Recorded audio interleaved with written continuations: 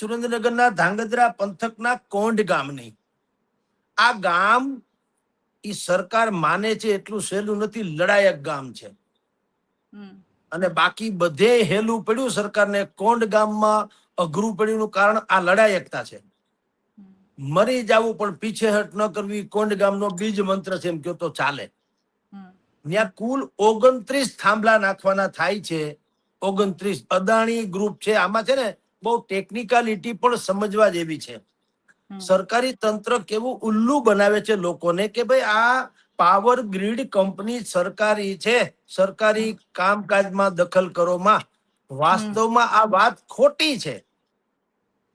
Power grid company ભલે સરકારી હોય, અહીંયા કોંઢ ગામે ઈ કોન્ટ્રાક્ટર તરીકે, પેટા કોન્ટ્રાક્ટર તરીકે કામ કરે છે અદાણીના. એટલે અદાણી મેઇન કહેવાય, આ કંપની નહીં, પાવર ગ્રીડ કંપની નહીં. મર્સિડીઝ ગાડીને રિપેર કરે ઈ ગેરેજ હોય ને, ઈ શોરૂમ ન કહેવાય કે કંપનીનો ન કહેવાય. ઈ રિપેર કરે છે. ગાડી બીજાની છે, વાતે ત્રીજાની છે, એના જેવી વાત છે.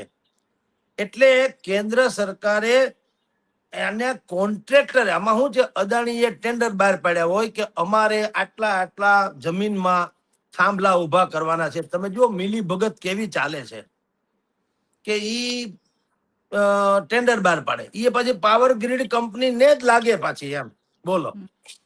એટલે આ બુદ્ધિપૂર્વક નો ખેલ છે. પાઘડીમાં માથું, માથામાં પાઘડી, બધું એક ના એક.